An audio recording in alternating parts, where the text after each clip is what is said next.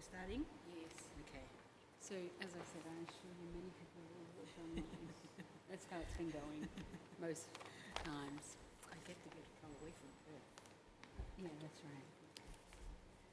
Okay, Z, you ready? Great. Good evening and welcome to those of you who are joining us online, but also those here at Albert Street Uniting Church. We gather on the land of the Jagera and the Turrbal people, the traditional custodians of this land, and we pay our respects to their elders past, present and emerging. And I am delighted to welcome you here this evening to the fourth and final lecture of 2022 of our Albert Street Lecture Series. These lectures largely serve the Queensland community of the Uniting Church in Australia to allow space for public theological reflection, as together we think the past, present and future of the Uniting Church in Australia and the critical issues of our time. And tonight's lecture brings us to a topic that asks troubling, big and also exciting questions of us. Diversity and inclusion are hot topics across institutions and community life. If you work in any medium to large-sized corporation, you've definitely heard of this language, diversity and inclusion. But what do we mean when we talk about inclusion? Who is doing the including and why? How? When? Where are the deep transformative reformations of those organisations that have been fairly exclusive for all of history? And what are the politics around all this?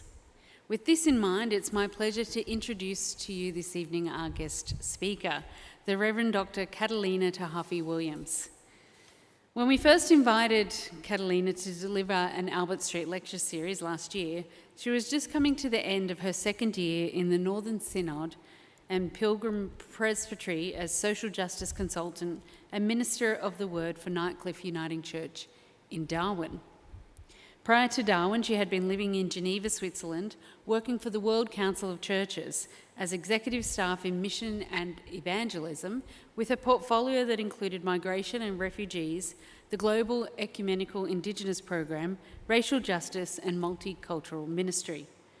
Prior to Geneva, Katalina was in Sydney working in the New South Wales ACT Synod, firstly as Director of Communitas, responsible for the public and contextual theology program at the United Theological College, and then as multicultural consultant for the Synod. She has also lived and worked in London, where she served as the United Reformed Church's General Assembly Secretary for Racial Justice, Multicultural Ministry and Interfaith Relations. With degrees from the Universities of New South Wales, London and Birmingham, Katalina completed a PhD in theology whilst in the UK and was ordained as a minister of the Word in the Uniting Church while still with the World Council of Churches. As an academic and practicing theologian, she is an ecumenical missiologist, a passionate liturgist, a public and contextual advocate, and a social justice activist. Together with a colleague in New South Wales, she currently runs a monthly Black Lives Matter webinar focusing on how structural injustices and racism impact the lives of Black people living in Australia and Oceania. She writes and publishes articles in global publications, supervises postgrad students, mentors people doing a POD in the Uniting Church, and supervises UCA ministry agents, all while thoroughly enjoying local church ministry now as a minister of the Word for Trinity Uniting Church in the city of Perth. Katalina is of Pacific Island Polynesian background and was brought up in the UCA in Auburn, Sydney. She is married to Andrew, who is General Secretary of the UCA Synod of Western Australia, and their daughter Liliana is currently in Norway finishing her PhD in Economic Justice and Sustainable Development. It is my great pleasure, friends, to introduce to you this evening our speaker, the Reverend Dr. Katalina Tahaafe-Williams, as she presents to us her paper, Called to Inclusion, The Politics of the Lowest Common Denominator. Please welcome Katalina. Thank you.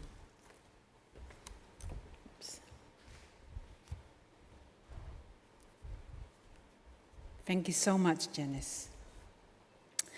I would like to just join Janice in acknowledging the traditional custodians of the land on which I stand today to make my presentation. And in addition, I would like to thank Dr. Janice McRandall and the Wesley House Cooperative, not only for the brilliant initiative of the Albert Street Lectures, but also for including me in the company of respected lecturers in the series. I appreciate the invitation, and I'm deeply honored. As Janice said, I understand that these lectures serve the Queensland Uniting Church community primarily, allowing space for public theological reflection as folks reflect together about the past and present of the Uniting Church, the critical issues of our time, and the implications of all that for the future of our church. In thinking about the topic that I wish to address in this lecture, I considered some of the critical issues of our time and their implications for the UCA in terms of its past, present, and future. I thought about what would be of interest to the Uniting Church in Queensland. That was quite difficult because I don't know the cultural, spiritual landscape of the UCA in Queensland very well at all. So forgive me if I completely missed the point, the mark on that score. The question even crossed my mind, why do I care? What do I care what happens to the Uniting Church in the future? I'm not that thrilled with it at the present, so what do I care what happens to it tomorrow? Then I picked up a recently published book by an award-winning Australian journalist, Antoinette Lattouf, on practical steps for countering racism and for achieving racial justice in Australia today. And once again, I thought how surreal it is that she and every single author writing on the topic within the last 2 to 3 decades, be it in the UK, in Australia, or the US, the issues are still exactly the same, and the problems are still as pervasive as when I strive to address them in my ministry and in my postgrad studies within that time frame, and with which I have wrestled to overcome my whole life to date. Then I wondered how I could approach the issue in a different way so that it is not boring for you and for me, but also that you, the audience, may be more receptive to what I might have to say. It is not easy trying to put a fresh spin on such a loaded and long drawn out and tired topics such as racial ethnic diversity and inclusion, which is not to make light or to diminish its continuing significance in our world today, and most specifically in our so-called Western democracies, such as Australia. No, but I know it is not the most popular topic for conversations. So I came up with what could be a bit of a pompous topic, called to inclusion the politics of the lowest common denominator. And I confess that even the last part, the second part of the topic, is something that I continue to wrestle with myself. So we might discover something together, especially in the question and answer Q&A time. I thought it could be quite interesting for it speaks to the continuing relevance and urgency of the need for a liberal democratic society such as Australia to be better at living with diversity and difference. For a largely liberal church like the Uniting Church to be better at being a self-declared multicultural church. But it also brings out a kind of a bee in my bonnet issue, which this opportunity is allowing me to articulate. When I was writing my PhD, I was trying to imagine what an inclusive society and an inclusive church could look like. As a Pacific Island Polynesian woman who has lived most of my life in different Western contexts, from Auckland to Sydney to London to Geneva, I'm thoroughly Westernized as I'm utterly Tongan. I am truly comfortable in my own biculturally schizophrenic skin. It is a form of existential reality that is normative for me. But in all these Western countries and societies in which I have lived, I have found them without exception to struggle at living with diversity and difference.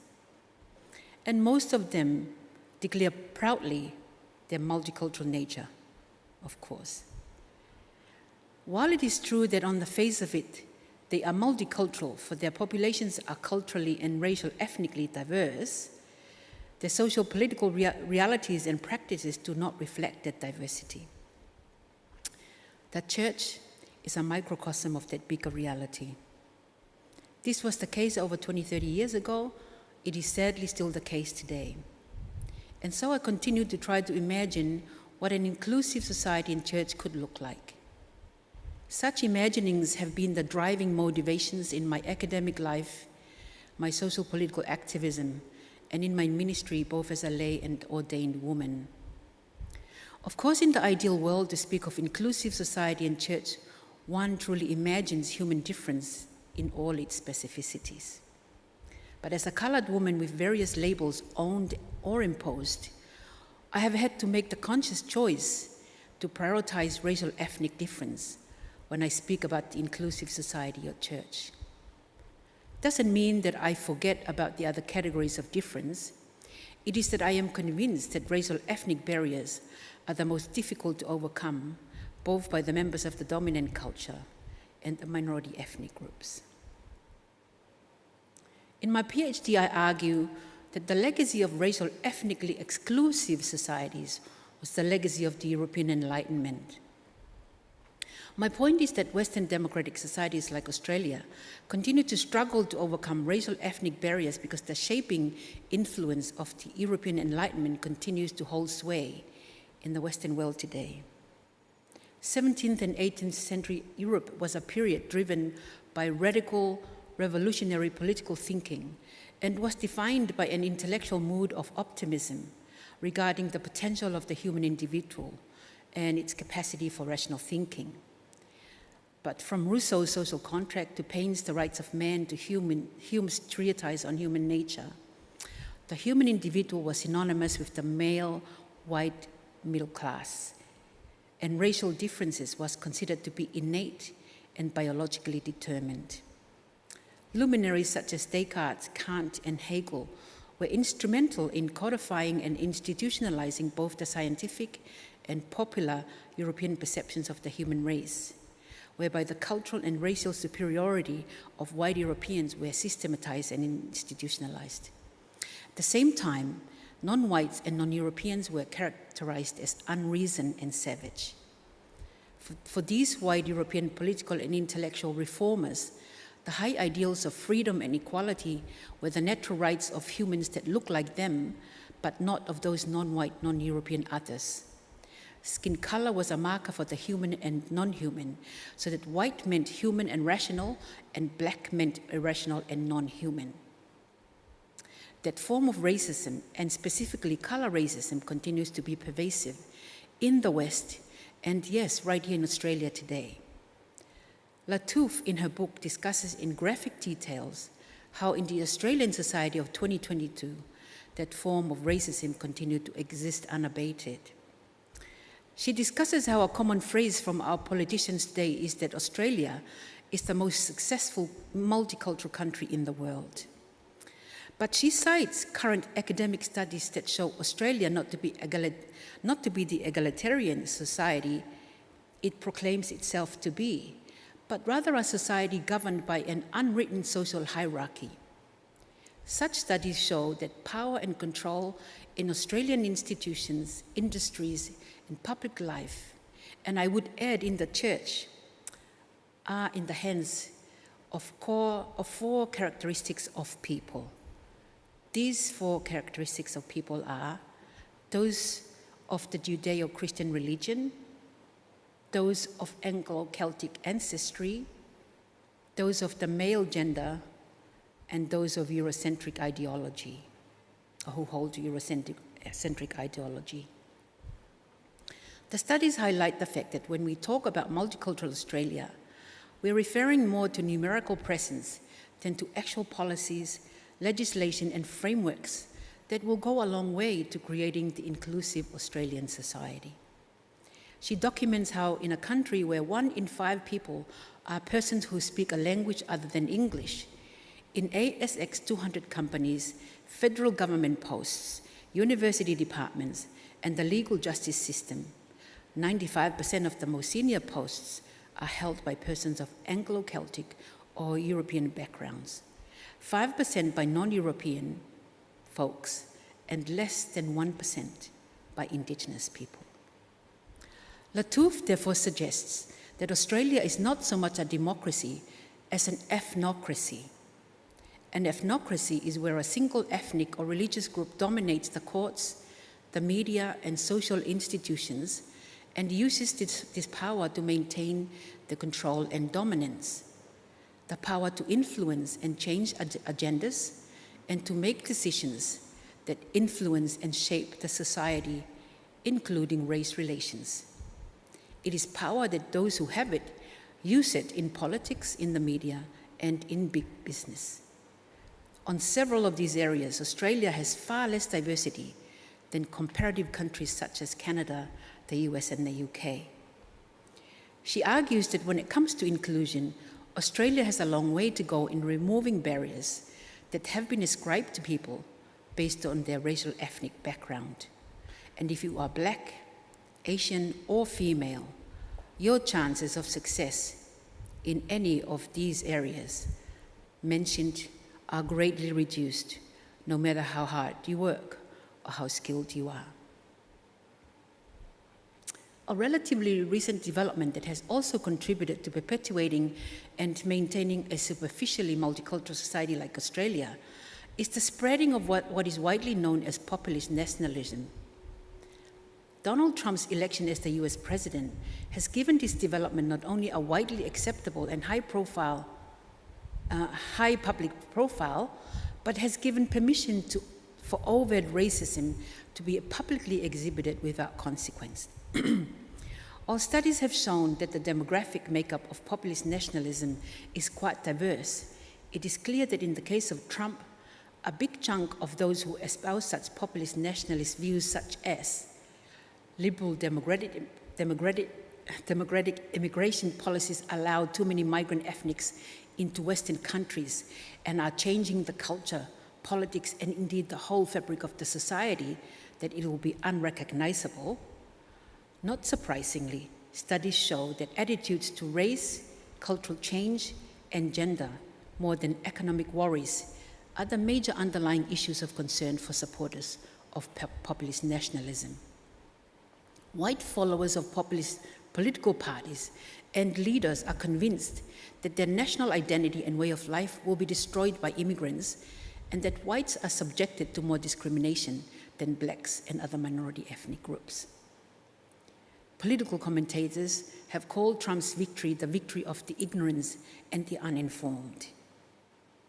Others refer to his administration, or have referred to his administration as being ruled by the lowest common denominator. The definition of the lowest common denominator is quite tricky, for in some situations it could mean the most people for whom a particular public communication is made accessible. In other situations, it is used to make reference to folks that are not very intelligent or sophisticated. I'm reminded that not only did Plato revile democracy, he actually referred to it as a form of rule by the rebels, which in other words is ruled by the lowest common denominator. The problem is that the so-called rebels seem to be currently in control of the political discourse, to some extent here in Australia and in the US for sure. And they seem to have taken over social-political instruments created to promote inclusion and to progress racial justice. Instruments such as political correctness, wokeism, cancel culture, critical race theory, affirmative actions. These are instruments that have been taken and have been redefined into something they were never meant to be, and are now unrecognizable to multicultural practitioners and racial justice advocates like me. The implications of this for the church, as I have indicated earlier, The church as an institution is a microcosm of the macro reality I have described. That is, numerically, we are a multicultural church, but in many ways, structurally and institutionally, we still have some ways to go. There is also race relations with the Indigenous leaders and communities, the covenant and reconciliation movement that I would absolutely prioritize over the multicultural inclusion issue. For me, one of the most effective ways the UCA maintains a non-inclusive church is by appealing in its notions of multicultural inclusion and in its so-called multicultural practices to what comprises the lowest common denominator in the minority ethnic groups.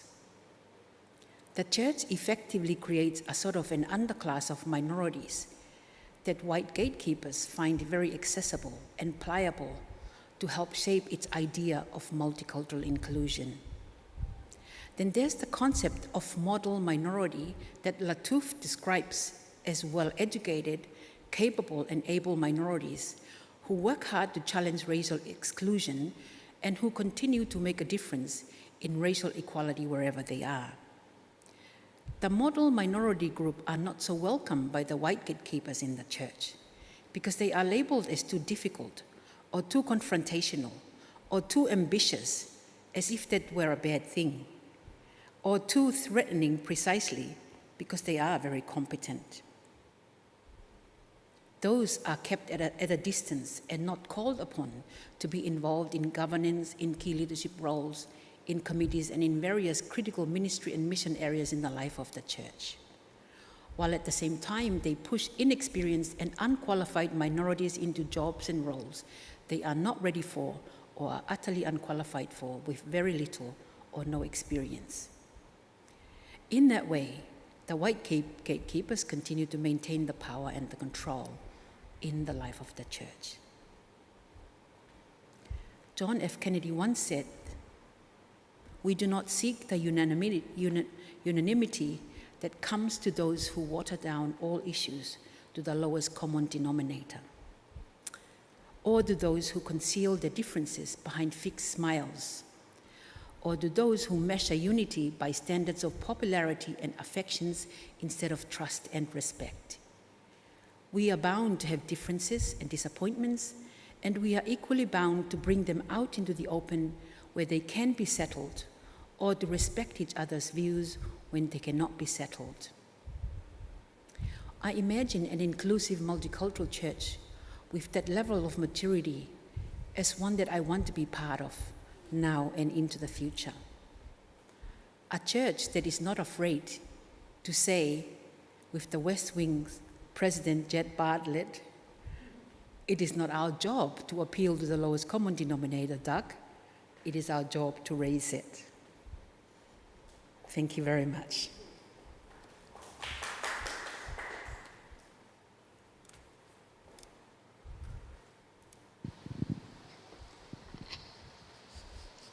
I might stand on this side.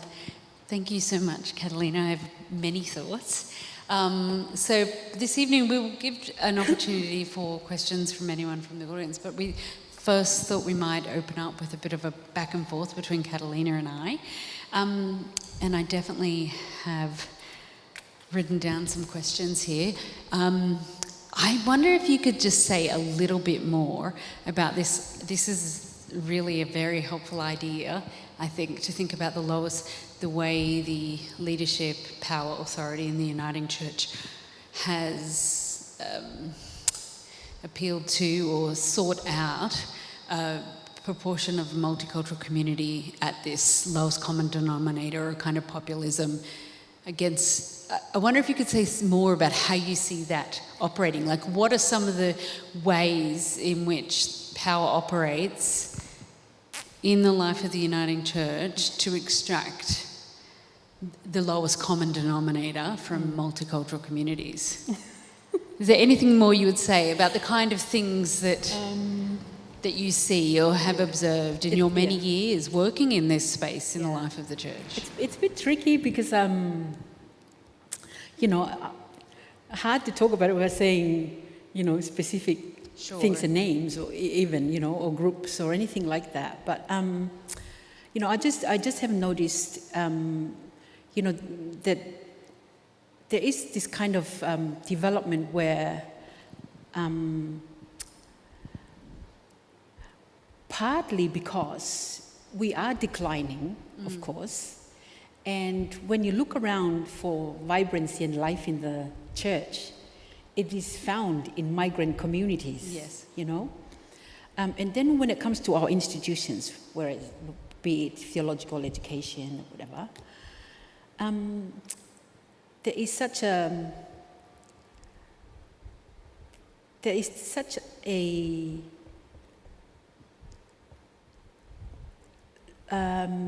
desperation for making sure that we've got people in our theological institutions, in the student body, for example, that often I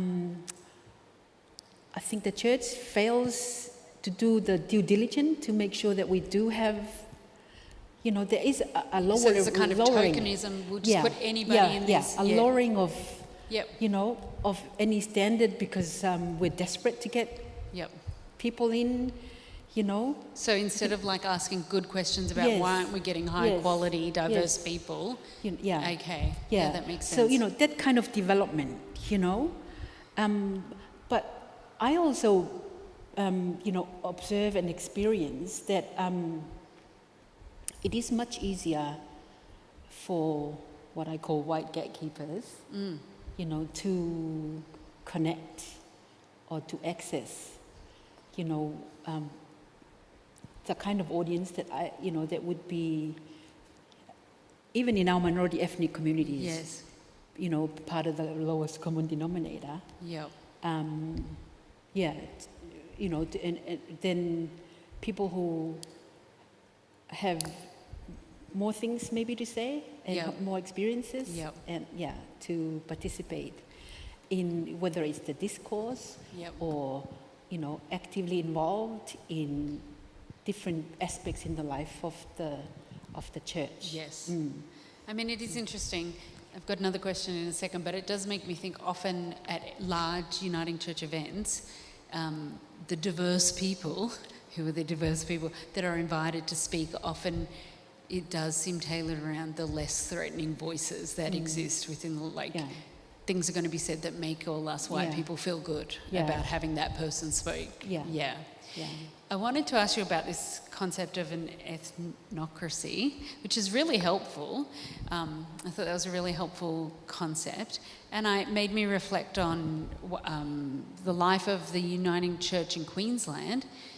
Almost every ex officio position on a board or a committee is filled by a man of an Anglo-Celtic background. So I'm not sure if everyone's aware of that, but if you look at the synod committees and extended things, the ex officio position, so that is the person who's in charge somewhere that gets automatically to sit on this board, are always, nearly always all white men.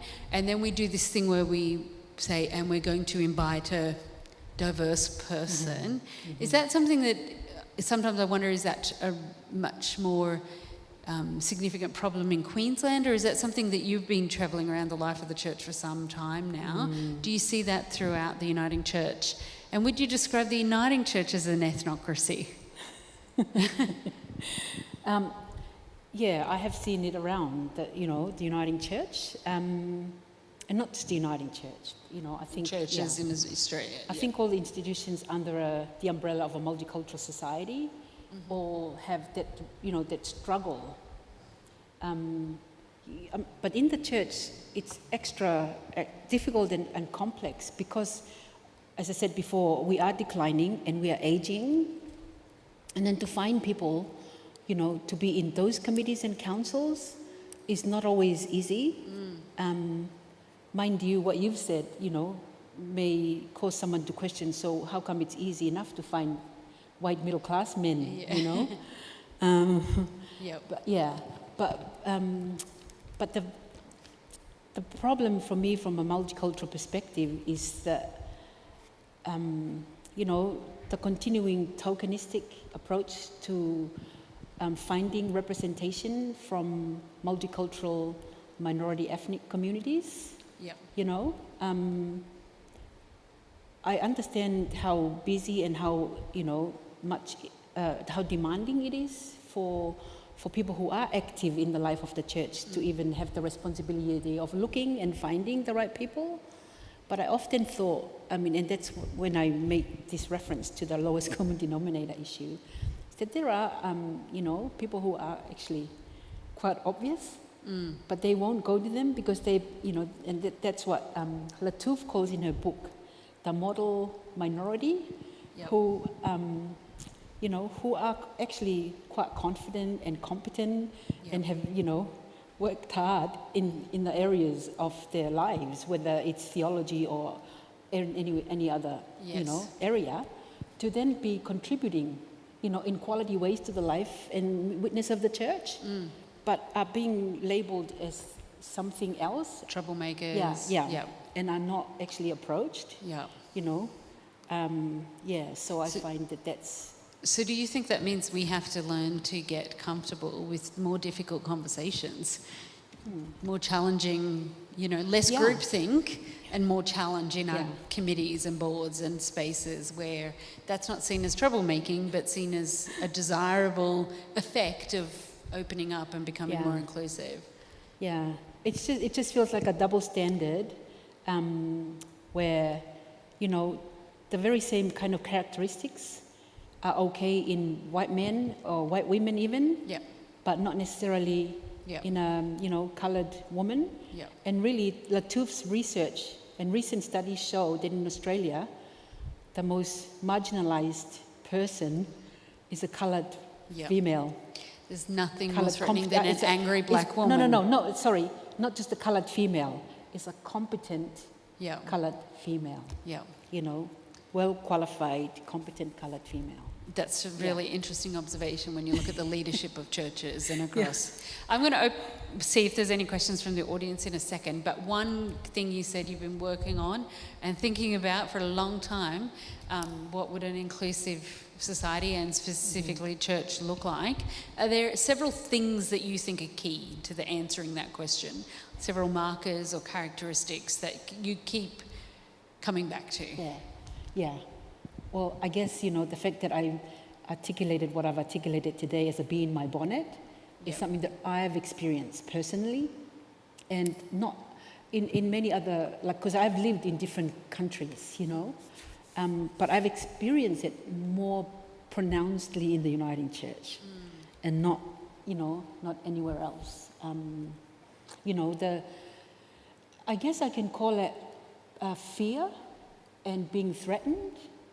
And not wanting to be, you know,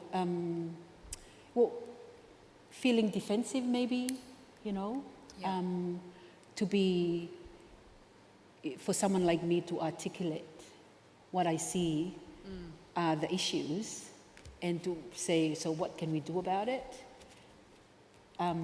It's not something that is being received. You know, so I come back to that all the time. Why treat people who, you know, can obviously contribute things in that way to making a multicultural church perhaps more real and more true to the vision of what it is? Then, I don't know if I'm making any sense. No, absolutely. Because I feel like tokenism continues to rule. That continues to be a big, and that lowest, as a form of the lowest common denominator, that's really helpful. Are there any questions? Yes, there's some. Just.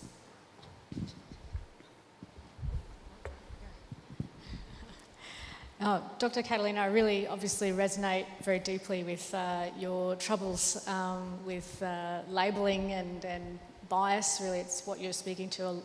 For me, speaks to the unconscious bias within the church and the society.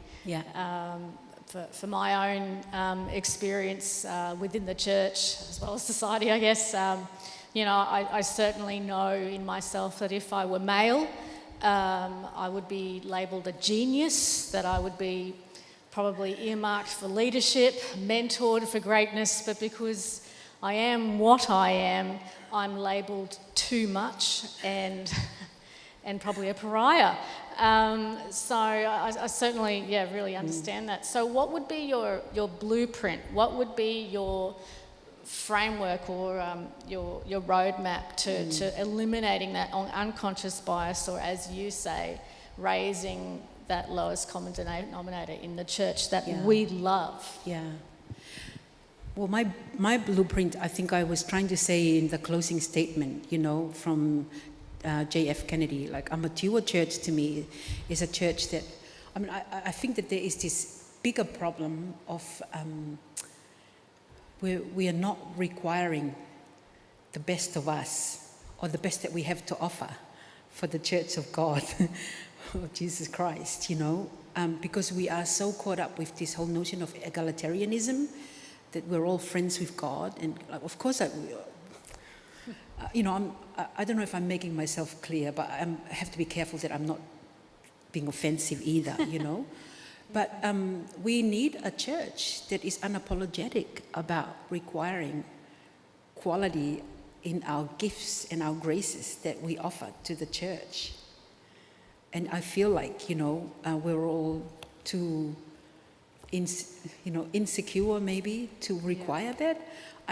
I've always loved having capable people around me, male or female, because I feel like that's producing the best, whether it's a secular organization or ecclesial community, But we're not actually requiring that. It's almost so casual that whatever we have to offer. I totally believe that God,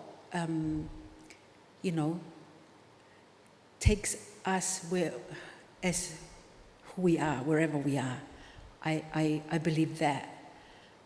But I still believe that I have a responsibility to give to God what is the best that I have to offer. And, and I feel that when it comes, for example, to theological education, feels like we're not requiring enough of people that come through to be theologically equipped and and formed in ministry. The bar gets lower and lower. Yeah, in the Anglican Church, for example, both here, I believe, but I know that is the case in the UK.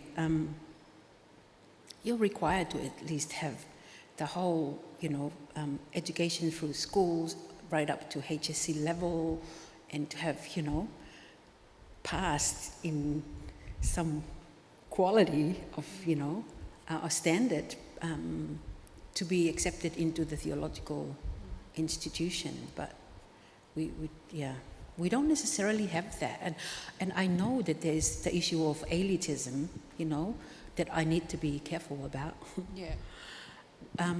But a blueprint for me would be a mature church that is not afraid of competency and capacity and ability, be it for men or women, but especially maybe from women, because I think men are doing okay. Any other questions? I think that's really provocative and helpful point to finish on. What will it mean for us in the future to raise the bar? So you gave the example of theological education, and definitely, we can just see the proof is in the pudding and what's happening across the life of churches. Are there any other specific areas that come to mind that you say, we need to raise the bar in these areas? So training and formation for future ministers. Is there anything else that you would think of? Yeah, I guess, the other thing that I want to be clear about is that I'm not just placing all the responsibility on the shoulders of white people either. Sure. Yeah. I believe that coloured folks have a responsibility as well, and we have agency to do our part. And I'm especially speaking about the multicultural community. Yeah. I would not Indigenous community. I would respectfully not speak about that. But for us from the multicultural community, we are as capable of, playing the race card too, so we have a responsibility as well, and I would want to call us to account. Yep. Especially, a lot of the times it feels as if I'm the hardliner and the person who's maybe even sounds like I'm reverse racism towards my own people. But part for me, it's like I'm expecting so much of myself and everyone else like me. Yeah.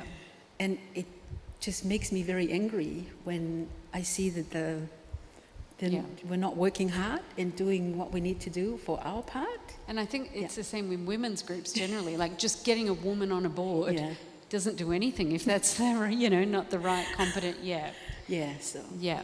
That's am I making any sense? Absolutely, really, really, really helpful. Friends, why don't you thank Katalina for her paper this evening?